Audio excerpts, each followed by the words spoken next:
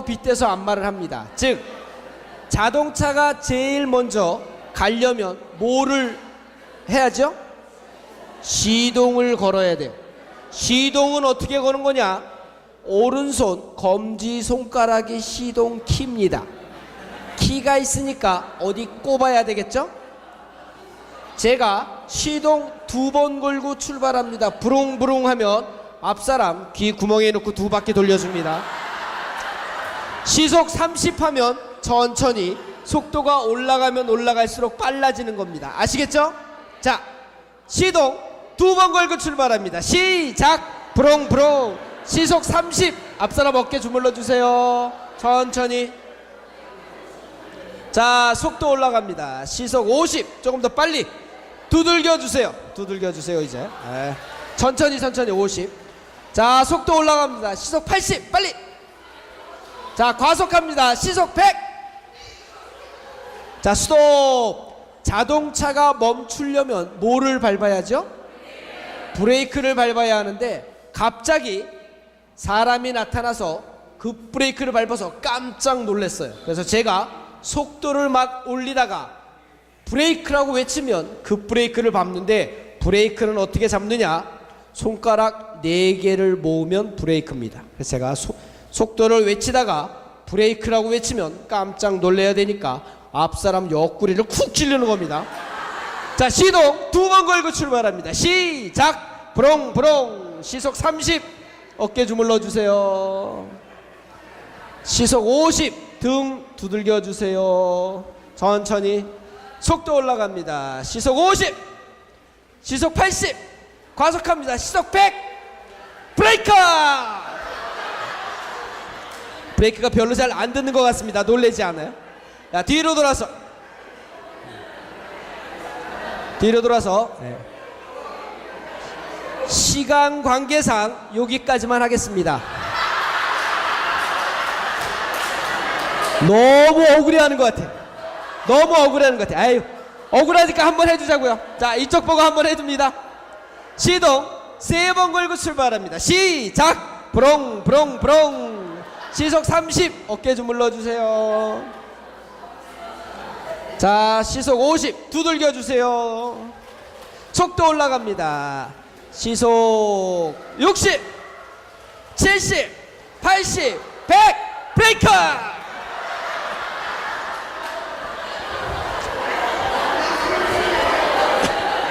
네, 좋습니다. 죄송합니다. 주무시려고 하는데 잠 깨서. 자, 아까 우리가 뭐 해봤죠? 아까 뭐 해봤죠, 금방? 웃다가 다 까먹었습니다. 자, 성경 말씀이 진리인지 아닌지 어떻게 아느냐? 자, 아까 해보다가 말았는데 아무튼 되든 안 되든 설명해 봅니다. 자기가 성경이 진리인지 아닌지 어떻게 아는지 한번 설명해 봅니다. 자, 아우님이 먼저 성당 한번 나와 보시죠. 아유, 성당에 가면 그 성경이 진리인지 아닌지 진짜인지 아닌지 어떻게 알아? 설명해 봅니다. 다시 한번 시작. 바뀌었으면 옆 사람하고 그냥 먼저 물어봅니다. 아무나.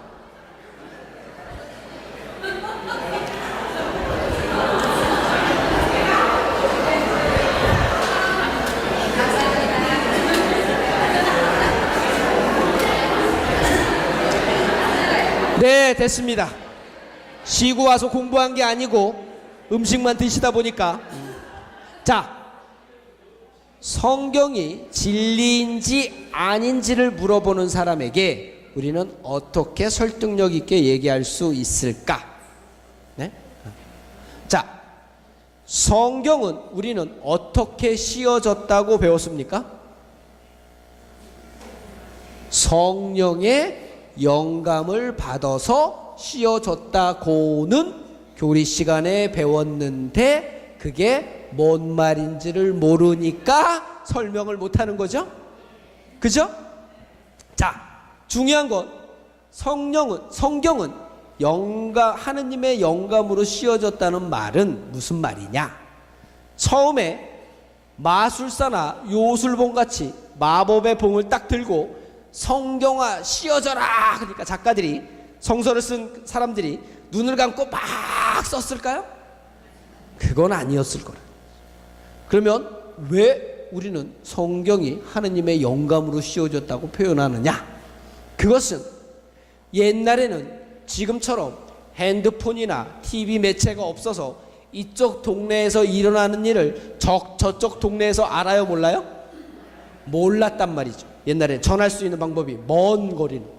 그런데 예수님이 여기 화북에 와서도 설교를 하시고, 저기 서귀포에 가서도 설교를 하시고, 저기 조천읍에 가서도 설교를 하시고, 애월읍에 가셔도 따로따로 선교했습니다.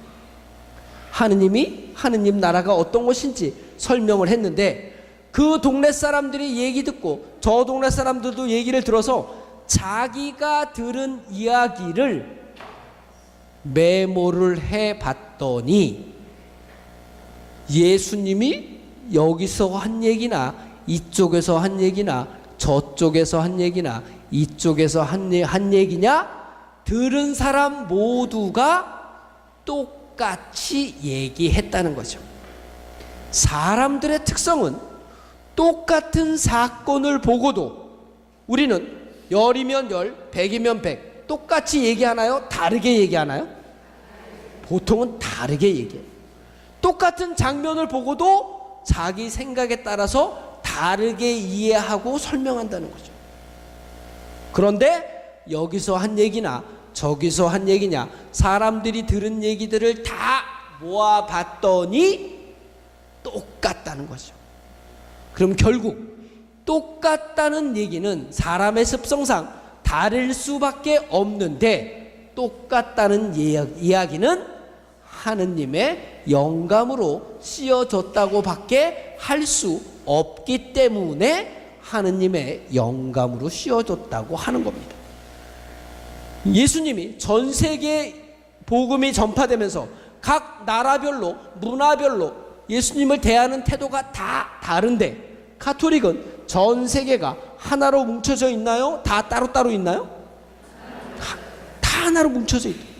그 얘기는 결국 어느 동네에서 예수님에 대해서 얘기를 했는데 그 얘기들을 다 모아보니까 하나가 된다는 얘기예요? 다르다는 얘기예요? 하나가 된다는 얘기야. 결국 이것은 하느님의 영감으로 씌워졌다고 밖에 표현할 수 없다는 겁니다. 그렇기 때문에 여기서도 맞고 저기서도 맞고 여기서도 맞고 저쪽 나라에서도 맞고 이쪽 나라에서도 맞으니까 하느님의 성경 말씀은 우리는 그래서 진리라고 뺏기 얘기할 수 없다고 믿는 거죠. 무슨 얘기인지 아시겠죠? 네, 좋습니다. 하나만 더 해봅니다. 1번, 하느님이 어디 있습니까? 하느님이 없다고 생각하는 무신론자가 질문을 합니다. 하느님이 어디 있습니까? 라고 하면 우리는 뭐라고 그 사람에게 설득할 수 있을까? 형님이 물어봅니다. 하느님이 어디 있어요? 아우님이 대답해 봅니다. 그 얘기를 듣고 형님은 진짜 하느님이 있는지 없는지 판단해 주시면 되겠습니다. 이해하셨어요? 제 질문은? 하느님이 어디 있습니까? 하느님이 존재합니까? 이런 말입니다. 하느님이 있어요? 없어요? 그거를 설명해 봅니다. 있다고 그런 걸. 그 얘기를 듣고 진짜 있는 것 같은지 아니면 아닌 것 같은지 판단해 주시면 됩니다. 형님이 먼저 물어봅니다. 하느님이 어디 있어요? 라고 물어봅니다. 아우님이 대답해 봅니다. 형님이 먼저 질문해 봅니다. 시작. 하느님이 어디 있어요? 아우님이 대답해 봅니다. 하느님이 어디 있어요?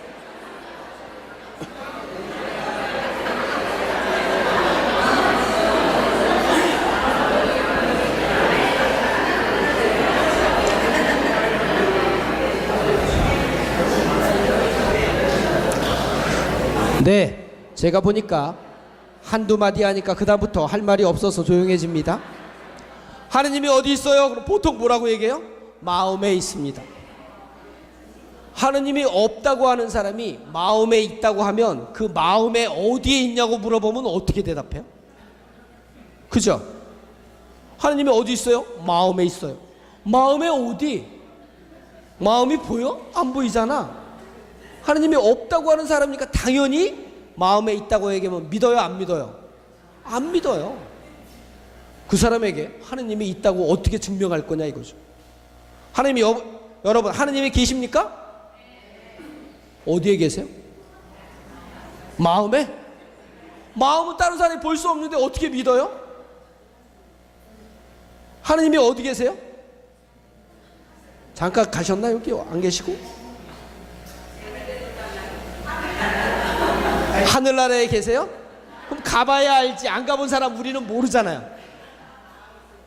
자, 중요한 건 비신자들은 충분히 저런 질문을 할 수 있고, 결국 우리가 저런 질문에 대한 대답을 한다는 얘기는 내가 믿고 있는 신앙에 대해서 내가 왔다 갔다만 하는 게 아니고 얼마나 확신을 갖고 믿고 있는지, 자기가 사는 사람에게 설명할 수 있다는 얘기는 자기가 갖고 있는 믿음이나 이것이 논리가 확실한 거예요? 확실하지 않은 거예요? 확실한 거예요. 확실하면 다른 종교에 흔들리지 않을 수 있다는 거죠. 하느님이 어디 있습니까? 아까 자케오 같은 경우에 하느님이 어디 있어요? 그러면 자케오는 뭐라고 얘기했을까요? 나는 그분을 만났어. 내가 만났는데 있는 거예요? 없는 거예요? 있는 거죠? 하느님이 어디 있습니까? 라고 물어보면 뭐라고 답해야 되냐면, 내가 신앙생활 하면서 우리 가족이 누가 아픈 사람이 있어서 우리 가족이 모두 간절히 예수님께 기도를 했는데 기도를 통해서 그 병이 나은 치유의 사건이 나에게 있었다면 나는 그거를 통해서 하느님이 계시다고 믿습니다. 자기의 경험이나 체험을 통해서 하느님이 계심을 설명할 줄 알아야 한다는 겁니다. 믿지 않는 사람에게 하느님이 어디 있습니까? 그랬더니 하느님은 원래 무에서 유를 나신 분이고 무에서 유는 있는 것이고 없는 것에서 있는 것, 이렇게 막 지식적으로 아무리 설득해도 없다고 하는 사람은 설득할 수가 없다는 겁니다. 어떻게 설득하느냐? 내 경험, 내 체험을 통해서. 내가 마음이 불안한 사람이었는데, 내가 성당에 가서 성체 조배를 하고 미사 시간에 나는 성체를 모시면 내 마음이 평안해지는 것을 보면 분명히 나는 하느님이 계시다고 믿는다. 그렇기 때문에 나는 하느님이 계신다고, 존재한다고 믿는다고 자기의 경험을, 자기의 고백을 이야기해 주는 것이 가장 확실한 답변이 될 수 있다는 겁니다. 무슨 얘기인지 아시겠죠? 여러분 하나님 만나셨습니까? 아직도 못 만나셨습니까? 만나셨죠? 그 만난 이야기를 해주는 거죠. 그거를 통해서 나는 하느님이 계심을 믿습니다 라고 이야기하는 것이 가장 효과적인 답변이라는 겁니다. 자, 한 가지만 더 해봅니다. 몇 번 해보냐면 4번. 아니 성실하고 착하게 살면 되지 성당에는 왜 다녀? 라고 누가 물어본다면 우리는 뭐라고 대답할까? 아니 성당 안 가도 착하게 살면 되지 왜 내가 성당에 다녀야 돼? 라고 물어보면 그냥 착하게 살아, 다니지 말고. 그렇게 설명할 거예요? 어떻게 설명할 거예요? 너도 다녀보면 알아. 상대편이 이해할까요? 형님이 다시 한번 물어봅니다. 아우님에게. 야, 착하게 살면 되지 왜 성당 가야 돼? 아우님은 그래도 성당 가야 될 이유를 설명해 봅니다. 형님은 그 얘기를 듣고 성당 가고 싶은지 가기 싫은지 판단해 주시면 되겠습니다. 자, 무조건 해보는 겁니다. 되든 안 되든 막 해보는 겁니다. 무슨 얘기인지 아시겠죠? 그리고 상대편이 설득하게끔, 이해하게끔 이야기를 하는지 못하는지 한번 해보는 겁니다. 결국 이 질문은 누구의 질문이에요? 여러분 자신에게 하는 겁니다. 아니 이 밤중에 드라마 보고 있지 성당 왜 나왔어요? 야, 착하게 살아도 하늘나라 가는데, 착하게 살면 성당 안 다니면 하늘나라 못 가나요? 궁금하시죠? 옆 사람한테 한번 대답을 들어보십시오. 형님이 물어봅니다. 착하게 살면 되지 나보고 왜 성당 나오라고 그래? 설명해 봅니다. 시작.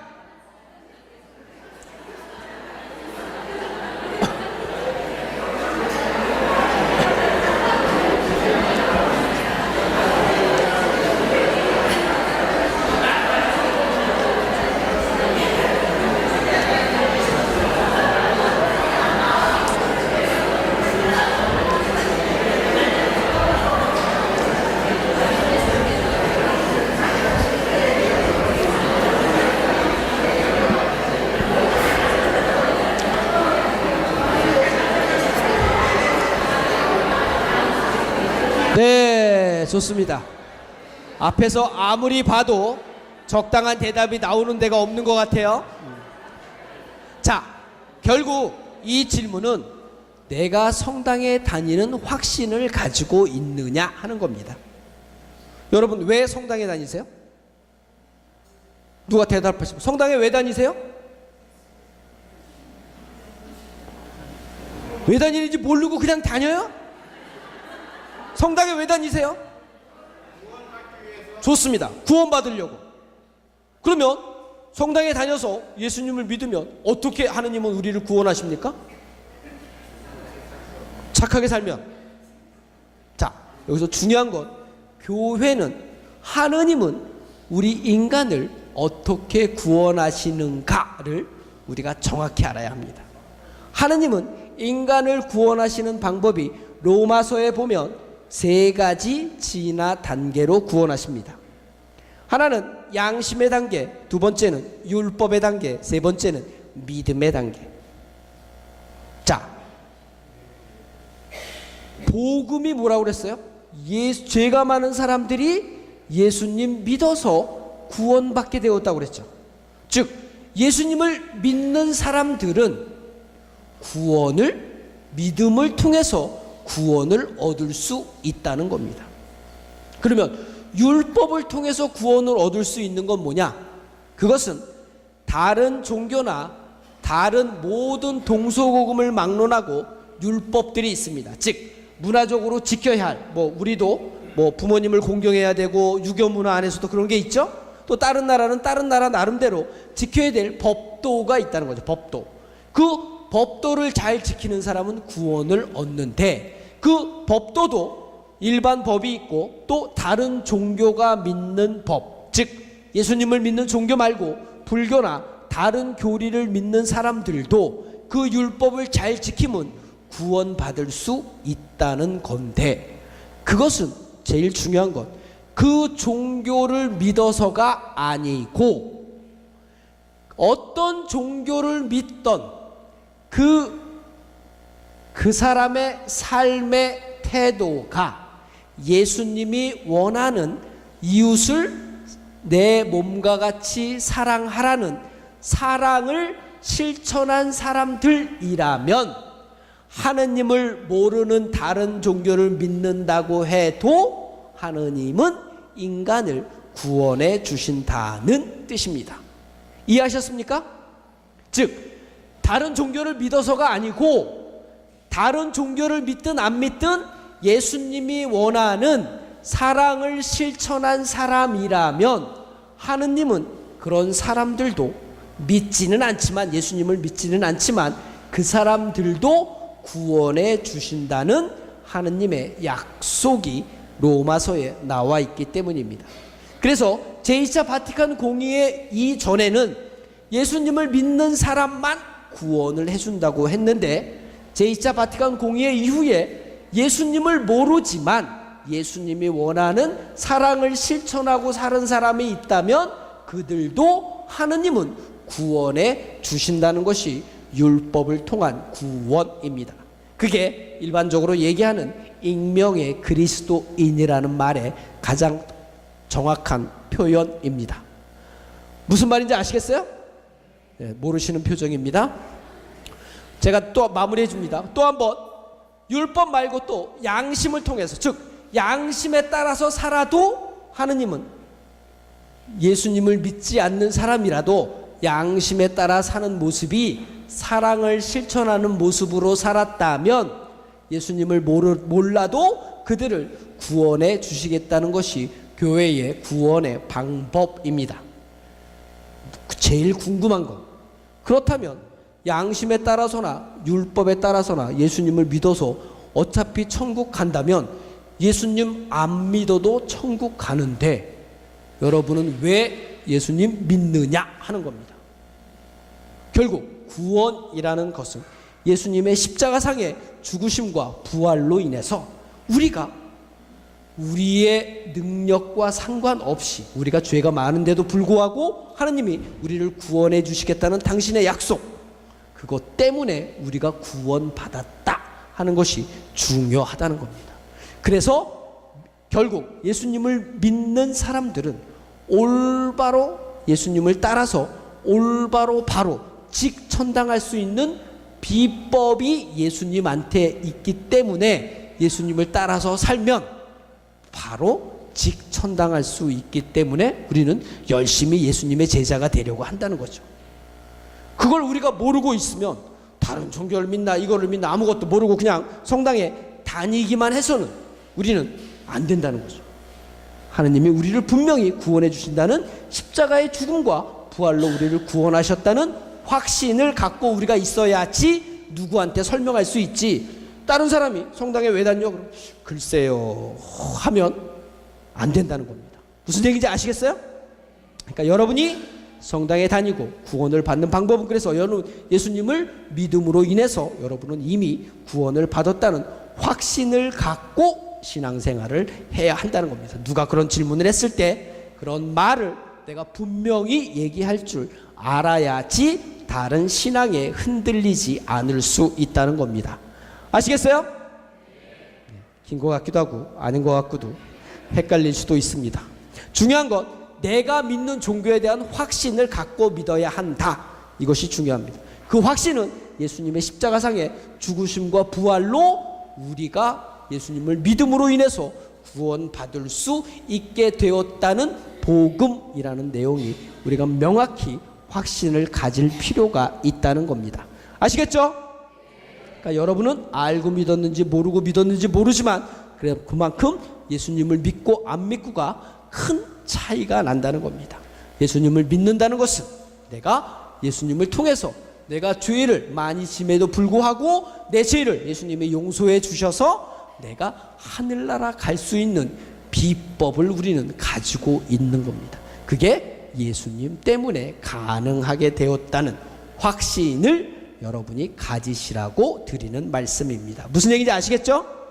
그러니까 다른 종교에 흔들릴 필요가 없다고 얘기를 하는 겁니다. 자, 그러면 마무리합니다.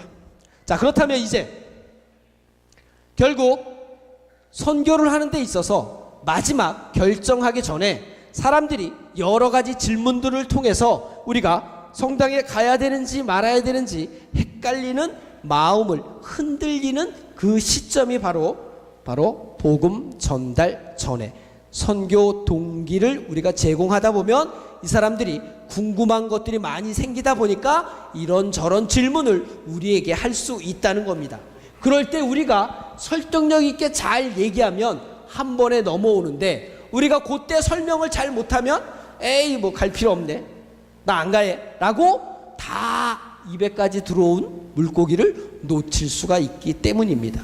그래서 여러분은 성당에 다니시면서 다른 건 몰라도 내가 믿음에 대한 확신, 내가 왜 예수님을 믿는지, 나는 구원에 대한 확신을 가지고 있느냐? 그래서 그것 때문에 지금 내가 행복한지 아닌지가 훨씬 더 중요하다는 겁니다.